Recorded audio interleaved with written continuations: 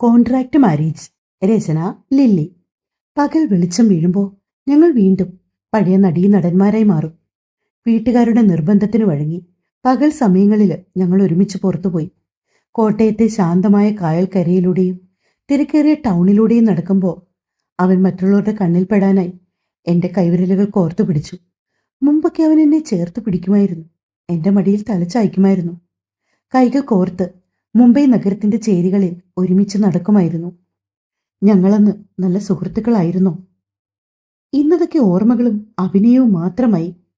ആളുകൾ നോക്കുന്നുണ്ടെന്ന് ഉറപ്പാകുമ്പോൾ എന്നെ കൂടുതൽ ചേർത്ത് നിർത്തി നെഞ്ചോട് ചേർത്ത് പൊട്ടിച്ചിരിച്ചു. ആ ചിരിയുടെ കപടത എന്നെ ഉള്ളിലിരുന്ന് ശ്വാസം മുട്ടിച്ചു. ഒരു പ്രൊഫഷണൽ ഫോട്ടോഗ്രാഫർ ആയതുകൊണ്ട് തന്നെ കായൽപ്പരപ്പിൽ തട്ടിത്തെറിക്കുന്ന വെളിച്ചത്തിന്റെ വെള്ളിരേഖകളും വഴിയോരത്തെ പഴയ കെട്ടിടങ്ങളുടെ ആർക്കിടെക്ചറും ഒക്കെ കാണുമ്പോൾ എൻ്റെ വിരലുകൾ അറിയാതെ എൻ്റെ പഴയ ക്യാമറയെ ഓർത്തു പോകുമായിരുന്നു. ഫ്രെയിമുകളെക്കുറിച്ചുള്ള എൻ്റെ ആലോചനകളിൽ ഞാൻ എന്നെ തന്നെ മറയ്ക്കുന്നത് അവൻ ശ്രദ്ധിക്കുന്നുണ്ടായിരുന്നു. നിനക്ക് ഫോട്ടോഗ്രാഫി അത്രയ്ക്കിഷ്ടാണോ? ഒരിക്കൽ വൈകുന്നേരം കായൽക്കരയിലെ ഒരു ചെറിയ തട്ടുകടയിലിരുന്ന് ചൂട് ചായ കുടിക്കുന്നതിനിടയിൽ ദൂരേക്ക് നോക്കിക്കൊണ്ട് അവൻ ചോദിച്ചു. അപ്പോൾ അവന്റെ ശബ്ദത്തിൽ ആ പഴയ സുഹൃത്തിന്റെ നേർത്തൊരു ഈണമുണ്ടായിരുന്നു. അതായിരുന്നു എൻ്റെ ജീവൻ ജോർജി. പക്ഷെ ഇപ്പോ ഞാനൊരു കളിപ്പാവയാണ്, മറ്റാരോ ചലിപ്പിക്കുന്ന വെറും കളിപ്പാവ. ചായക്കപ്പിലെ പുകഞ്ഞുയരുന്ന ആവിയിലേക്ക് നോക്കി ചുണ്ടിൽ കൈപ്പേറിയ പുഞ്ചിരിയോടെ ഞാൻ പറഞ്ഞു. എൻ്റെ ആ മൂർച്ചയുള്ള മറുപടി കേട്ടതും ജോർജിയുടെ മുഖത്ത് ഒരു കനത്ത അസ്വസ്ഥത മിന്നിമറഞ്ഞു. ചായക്കപ്പ് മേശപ്പുറത്തേക്ക് വെക്കുമ്പോൾ അവന്റെ കൈകൾ ചെറുതായി വിറയ്ക്കുന്നുണ്ടായിരുന്നു. അവൻ പെട്ടെന്ന് മുഖം തിരിച്ച് കായലിലെ ഓളങ്ങളിലേക്ക് നോക്കി. ആ നിമിഷം ഞങ്ങൾക്ക് ചുറ്റും വീണ്ടും ആ പഴയ മൗനത്തിന്റെ കനത്ത മതിൽ ഉയർന്നു വന്നു. അങ്ങനെയൊരു ദിവസമാണ് ആ സംഭവം നടക്കുന്നത്. തറവാട്ടിലെ ഒരു കുടുംബ സുഹൃത്തിന്റെ വീട്ടിലെ പാർട്ടി കഴിഞ്ഞ് ഞങ്ങൾ തിരികെ വരുമ്പോൾ രാത്രി 9 മണി കഴിഞ്ഞിരുന്നു. പുറത്ത് ആകാശം പൊട്ടിയൊഴുകി കനത്ത മഴ പെയ്യുകയാണ്. ഇടിയുടെയും മിന്നലിന്റെയും ശബ്ദം ആ വലിയ മുറിയെ ഭയപ്പെടുത്തുന്നതാക്കി മാറ്റുന്നത് ഞാൻ അറിഞ്ഞു. ജനാലയിലൂടെ അടിച്ചു കയറിയ തണുത്ത കാറ്റിൽ ഞാൻ വിറയ്ക്കുന്നുണ്ടായിരുന്നു. പെട്ടെന്നുണ്ടായ ഒരു വലിയ ഇടിമിന്നലിൽ ലൈറ്റുകൾ പൂർണ്ണമായും അണഞ്ഞു. കനത്ത ഇരുട്ട്. പേടി കാരണം ഞാൻ അറിയാതെ ജോർജിയുടെ നെഞ്ചിലേക്ക് വീണു. ആ കൈകൾ എന്നെ ചേർത്ത് പിടിക്കുന്നതും ആ ചൂടിൽ എൻ്റെ ശരീരം അവനുമേൽ ചേരാൻ ഒരുങ്ങുന്നതായി എനിക്ക് തോന്നിത്തുടങ്ങി. ആ തണുത്ത രാത്രിയിൽ കോരിച്ചൊരിയുന്ന മഴയിൽ ഞങ്ങൾക്കിടയിലെ കരാറിന്റെ അതിർവരമ്പുകൾ എവിടെയോ ഉരുകിപ്പോയി. എൻ്റെ വിറയ്ക്കുന്ന ചുണ്ടുകളിലേക്ക് അവന്റെ ശ്വാസം എടുത്തു.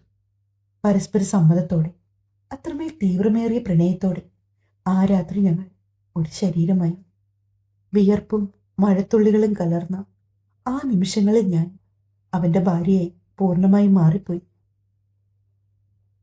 അവന്റെ കൈകൾ എന്നിലേക്ക് തന്നെ ചേർക്കുമ്പോൾ ഞാൻ പ്രപഞ്ചം മുഴുവൻ മറന്നുപോയിരുന്നു. പക്ഷെ പിറ്റേന്ന് നേരം പുലർന്നപ്പോൾ ആ മുറിയിൽ കനത്ത നിശബ്ദതയായിരുന്നു. ജനൽ വഴി വന്ന വെളിച്ചത്തിൽ ജോർജിയുടെ മുഖത്ത് വല്ലാത്തൊരു കുറ്റബോധം നിഴലിച്ചു നിൽക്കുന്നത് എന്നെ അസ്വസ്ഥയാക്കാൻ തുടങ്ങി. അവനെന്നെ നോക്കാൻ പോലും മടുപ്പിച്ചു. എങ്കിലും ആ രാത്രിക്ക് ശേഷം അവനോടുള്ള എൻ്റെ സ്നേഹം ഇരട്ടിക്കുകയാണ് ചെയ്തത്. പിന്നീട് പല രാത്രികളിലും ഞങ്ങൾ അറിയാതെ തന്നെ ഒന്നായി ചേർന്നു തുടങ്ങി. ഞാൻ ഉള്ളുകൊണ്ട് വീണ്ടും വിചാരിച്ചു അവൻ എന്നെ പ്രണയിച്ചു തുടങ്ങിയിട്ടുണ്ടാകുമെന്ന്.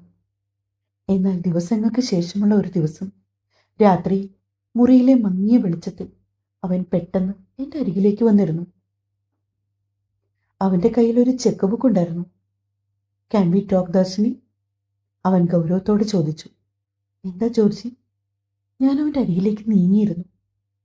നമ്മൾ തമ്മിൽ ചില സാഹചര്യങ്ങൾ കൊണ്ട് ഫിസിക്കൽ റിലേഷൻഷിപ്പ് ഉണ്ടായെന്നും അത് കോൺട്രാക്റ്റിൽ ഇല്ലാത്ത കാര്യമാണെന്നുമൊക്കെ അവൻ പറഞ്ഞു തുടങ്ങി. പക്ഷെ ദർശിനി, എനിക്കറിയില്ല, അങ്ങനെയൊക്കെ സംഭവിച്ചു പോയി. പാടില്ലാത്ത കാര്യങ്ങളായിരുന്നു. അവൻ വല്ലാതെ വെപ്രാളപ്പെടുന്നുണ്ട്. നിനക്ക് ഞാൻ അതിനുള്ള പേയ്മെന്റ് തരാം, നീ പറഞ്ഞാൽ മതി. ഓരോ തവണയും നമ്മൾ ചെയ്തതിന് നീ എത്രയാണ് പ്രതീക്ഷിക്കുന്നതെന്ന് പറഞ്ഞാൽ ഞാനത് എഴുതിത്തരാം. ഭൂമിയിലേക്ക് ആരോ എന്നെ ചവിട്ടി താഴ്ത്തുന്ന പോലെ എനിക്ക് ശ്വാസം. അവൻ പറഞ്ഞു തീർക്കുന്നതിന് മുമ്പ് തന്നെ എൻ്റെ 5 വിരലുകളും അവൻ്റെ കരണ താഞ്ഞു പതിച്ചു. ദേഷ്യം കൊണ്ടും അപമാനം കൊണ്ടും എൻ്റെ കണ്ണുകൾ നിറഞ്ഞൊഴുകുന്നത് അവനെ ഭയപ്പെടുത്തുന്നതായി ഞാൻ അറിഞ്ഞു. അവൻ വീണ്ടും എന്തോ പറയാൻ തുടങ്ങി. മതി, നിർത്ത്. ഞാൻ ദേഷ്യം കൊണ്ട് വിറച്ചു. നിന്റെ ഈ പണത്തിനു വേണ്ടി നിന്റെ കൂടെ നാടകം കളിക്കാൻ വന്നതുകൊണ്ട് ഞാനൊരു ആണെന്ന് നീ കരുതിയോ? എനിക്ക് നീയും നിനക്ക് ഞാനും ഒരു നല്ല സുഹൃത്താണെന്ന് ഞാൻ ചിന്തിച്ചുകൊണ്ട് മാത്രമാണ് ഇതൊരു നാടകമാണെന്ന് അറിഞ്ഞിട്ടും നിനക്കൊപ്പം നിന്നത്. ഇപ്പോഴാണെങ്കിലും കുറച്ചു കാലമെങ്കിലും നമ്മൾ വിവാഹം കഴിച്ചവരാണ് ജോർജ്. ഞാൻ നിന്റെ ഭാര്യയാണ്. അതിപ്പോ കരാറാണെങ്കിൽ പോലും. എന്റെ ശബ്ദം വല്ലാതെ പതറുന്നുണ്ടായിരുന്നു. എന്റെ ആ മറുപടിക്ക് മുന്നിൽ ജോർജ് പൂർണ്ണമായും തകർന്നു പോയി. അവന്റെ മുഖത്തെ ആ ഗൗരവം മാറി. വല്ലാത്തൊരുതരം അസ്വസ്ഥതയും ഭയവും അവിടെ നിറഞ്ഞു. അവനൊന്നും മിണ്ടാതെ തല താഴ്ത്തിയിരുന്നു. അതോടെ ഞങ്ങൾക്കിടയിലെ അകലം വാക്കുകൾക്കപ്പുറമായി മാറി. അവൻ മാനസികമായി വല്ലാതെ അസ്വസ്ഥനാവാൻ തുടങ്ങി. ഒടുവിലാ ദിവസം എല്ലാം അവസാനിക്കാറായി. അപ്പോഴേക്കും അപ്പച്ചൻ സ്വത്തുക്കളെല്ലാം ജോർജിയുടെ പേരിലേക്ക് മാറ്റി. ആധാരങ്ങളൊക്കെ അവന് സ്വന്തമായി. മുംബൈയിലേക്ക് തിരിച്ചു പോകാനുള്ള ദിവസമെത്തി. ഉമ്മർത്ത് വണ്ടി വന്ന് കിടക്കുമ്പോൾ അമ്മച്ചിയുടെ കണ്ണുകൾ നിറഞ്ഞിട്ടുണ്ട്. എൻ്റെ മോളെ, വേഗം തിരിച്ചിങ്ങോട്ട് വരണേ. കുഞ്ഞിന് ഇഷ്ടമുള്ള മീൻകറി ഞാൻ വെച്ച് തരുന്നുണ്ട് കേട്ടോ. അമ്മച്ചി എന്നെ കെട്ടിപ്പിടിച്ച് കരഞ്ഞു. അപ്പച്ചൻ എൻ്റെ തലയെ കൈവച്ച് അനുഗ്രഹിച്ചു. ജോർജിയുടെ അനിയത്തി പ്രിയയും കുട്ടികളുമൊക്കെ വിതുമ്പിക്കൊണ്ടാണ് ഞങ്ങളെ യാത്രയാക്കിയത്. തറവാട്ടിലെ ഓരോ ആളുകളും എന്നെ യാത്രയാക്കുമ്പോൾ വല്ലാതെ സങ്കടപ്പെടുന്നുണ്ടായിരുന്നു. അവരെയൊക്കെ വഞ്ചിക്കുകയാണല്ലോ എന്ന ചിന്ത എൻ്റെ ഉള്ളിൽ വലിയൊരു സംഘർഷമുണ്ടാക്കി. ഞങ്ങൾ തിരികെ മുംബൈയിലേക്ക് യാത്ര തിരിക്കുമ്പോൾ കാറിനുള്ളിലും പിന്നീട് ട്രെയിനിലും കനത്ത മൗനമായിരുന്നു. പുറത്ത് വഴിയോരത്തെ കാഴ്ചകൾ പിന്നിലേക്ക് മറയുമ്പോൾ ഇനി ഓർമ്മയിൽ മായാതെ നിൽക്കാൻ കഴിയാത്ത കുറച്ച് ദിവസങ്ങൾ ഞാൻ എൻ്റെ മനസ്സിൽ കുറിച്ചിട്ടു. കണ്ണടച്ച് സീറ്റിൽ ചാരിയിരിക്കുന്ന ജോർജിയെ കണ്ണെടുക്കാതെ ഞാൻ നോക്കിയിരുന്നു പോയി. മുംബൈയിലേക്കുള്ള മടക്കയാത്രയിൽ ട്രെയിൻ നീങ്ങി തുടങ്ങിയതു മുതൽ കമ്പാർട്ട്മെന്റിൽ വലിയൊരു നിശബ്ദതയായിരുന്നു. ജനാലയിലൂടെ പുറത്തേക്ക് നോക്കിയിരുന്ന ജോർജി എന്തോ വലിയ ചിന്തയിലാണെന്ന് എനിക്ക് തോന്നി തുടങ്ങി. ഇടയ്ക്ക് എപ്പോഴും അവൻ എന്നോട് വളരെ സൗമ്യമായി സംസാരിക്കാൻ ശ്രമിച്ചു. മുംബൈയിലെ എൻ്റെ ഫോട്ടോഗ്രാഫി പ്രോജക്റ്റുകളെക്കുറിച്ചും തുടർന്നുള്ള ജീവിതത്തെക്കുറിച്ചുമൊക്കെ അവൻ ആശങ്കപ്പെടുന്നത് എന്തിനാണെന്ന് എനിക്ക് മനസ്സിലായില്ല. അവൻ ഓരോന്നും ആർദ്രതയോടെ എന്നോട് ചോദിച്ചറിഞ്ഞു. മുൻപ് മുറിയിൽ വെച്ച് പണത്തെക്കുറിച്ച് പറഞ്ഞ് എന്നെ വേദനിപ്പിച്ചെങ്കിലും അവൻ്റെ ഈ മാറ്റം കണ്ടപ്പോൾ എൻ്റെ ഉള്ളിൽ ഒരു നേർത്ത പ്രതീക്ഷ വീണ്ടും തളിരിട്ടു. അവൻ എന്നെ മനസ്സിലാക്കി തുടങ്ങിയിട്ടുണ്ടാകും എന്ന് ഞാൻ വെറുതെ ഊഹിച്ചു. ദർശിനി, വണ്ടി ഇറങ്ങിയിട്ട് എനിക്ക് നിന്നോട് പ്രധാനപ്പെട്ട ഒരു കാര്യം സംസാരിക്കാനുണ്ട്. ഇറങ്ങാനുള്ള സ്റ്റേഷൻ എടുക്കാറായപ്പോൾ അവനെൻ്റെ കണ്ണുകളിലേക്ക് നോക്കി പറഞ്ഞു. ഞാൻ വെറുതെ തലയാട്ടി. ഒടുവിൽ തിരക്കുകൾക്കിടയിലേക്ക് തീവണ്ടി പാഞ്ഞു കയറി. മുംബൈ സ്റ്റേഷനിൽ വണ്ടി നിന്നപ്പോൾ യാത്രക്കാർ വലിയ തിരമാല പോലെ പ്ലാറ്റ്ഫോം വളഞ്ഞു തുടങ്ങി. വലിയൊരു ബഹളമായിരുന്നു ചുറ്റും.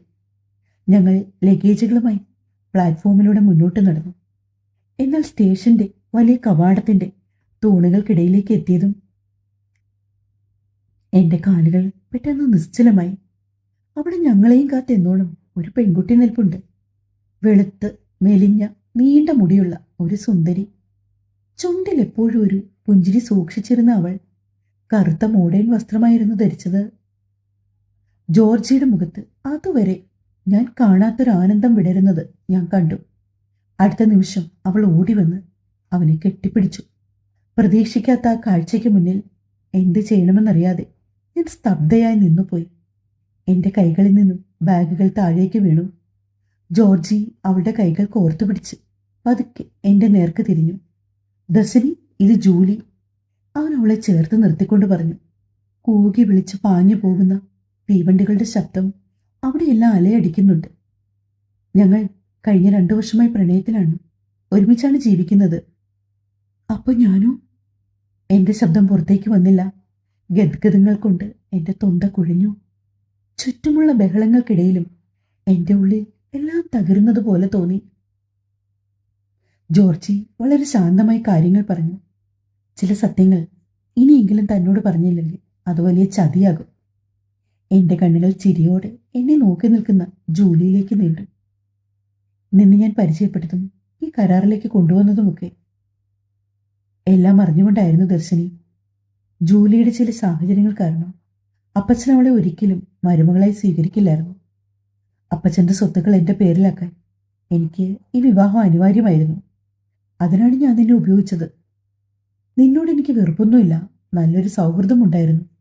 പിന്നെ എന്തു തന്നെയായാലും തനിക്കും പണം ആവശ്യമായിരുന്നു. എൻ്റെ ആവശ്യത്തിന് നിന്റെ സഹായം വേണമായിരുന്നു. അതുകൊണ്ട് നമുക്ക് സന്തോഷത്തോടെ പിരിയാം. കോൺട്രാക്ട് പ്രകാരം നിനക്കുള്ള പണം ഞാൻ തന്നു കഴിഞ്ഞു. എല്ലാത്തിനും താങ്ക്സ് ദർശിനി.